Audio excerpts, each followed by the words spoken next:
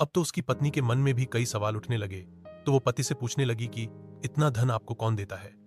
लेकिन ब्राह्मण से तो नाग देवता ने किसी को कुछ बताने से मना किया था, इसलिए वो कुछ नहीं बताता। लेकिन उसकी पत्नी तो उसके पीछे ही पड़ गई। वो हर युद्ध करने लगी जिससे ब्राह्मण सोने के सिक्के के बारे में उसे बता दे कि वो कहां से आता है। ऐसे में एक दिन ब्राह्मण विवश हो गया और उसने धीरे से पत्नी को नाग के बारे में सब बता दिया। अब तो उसकी पत्नी के मन में काफी ज्यादा लालच आ गया। उसने सोचा कि जरूर उस पीपल के पेड़ के नीचे को खजाना है, जहां से वह नाग सोने की मोहर लेकर देता है। अगर उस नाग को मार दिया जाए तो पूरा खजाना मिल सकता है। इसीलिए ब्राह्मणी ने अपने पति को खाने में नशे की दवा मिला दी, जिससे सुबह को उसकी नींद ही नहीं खुली। और उसने अपने जवान बेटे को उठाकर कहा। ब्राह्मण की पत्नी अपने बेटे से कहा, सुनो बेटा, वहां पीपल के पेड़ के नीचे रोज तुम्हारे पिता कथा कहते हैं, जिसे सुनने के बाद एक नाग सांप आकर उन्हें सोने का सिक्का देता है। उस पीपल के पेड़ के जाह में जरूर कोई खजाना दबा हुआ है। तुम वहां जाकर कथा कहो, और जब कथा समाप्त होने पर वो सर्प तुम्हें सिक्का देने आए तो उसे मारकर उस पेड़ के नीचे से पूरा खजाना निकाल कर ले आना। बेटे को भी लालच आ गया और वो पोथी पत्रा लेकर उस पीपल के पेड़ के नीचे जा पहुंचा और जाकर कथा कही।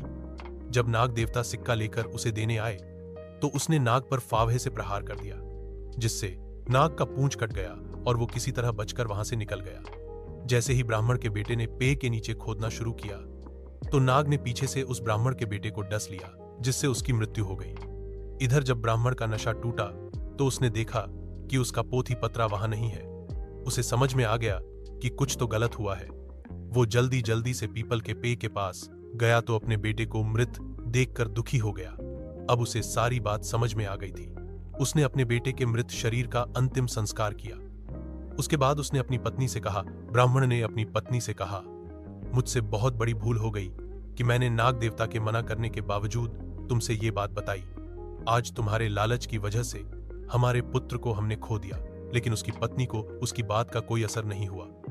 दूसरे दिन उसकी पत्नी ने उससे कहा कि आप जाकर उस नाग देवता को कथा सुनाइए, कम से कम घर का खर्च तो चलता रहे।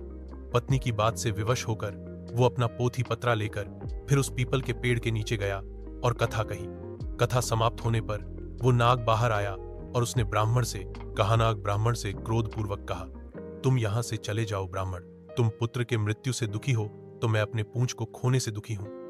मैंने तुम्हें पहले ही मना किया था कि ये बात तुम किसी को मत बताना, लेकिन तुमने मेरे साथ विश्वासघात किया। मैं तुम्हें श्राप देता हूं कि जो संपत्ति तुमने मेरे द्वारा अर्जित की वो सारी नष्ट हो जाएगी। नाग के श्राप से कुछ दिनों में ब्राह्मण फिर से दरिद्र हो गया। उसने अपनी पत्नी से कहा, आज तुम्हारी लालच की वजह से हम फिर से दरिद्र हो गए हैं। अब उसकी पत्नी को भी अपने किए पर काफी पश्चाताप हुआ, लेकिन होनी को कौन टाल सकता है और बिता हुआ समय वापस नहीं आता। दोस्तों, इस कहानी से हमें यह सीख मिलती है कि इंसान को कभी भी ज्यादा लालच नहीं करना चाहिए।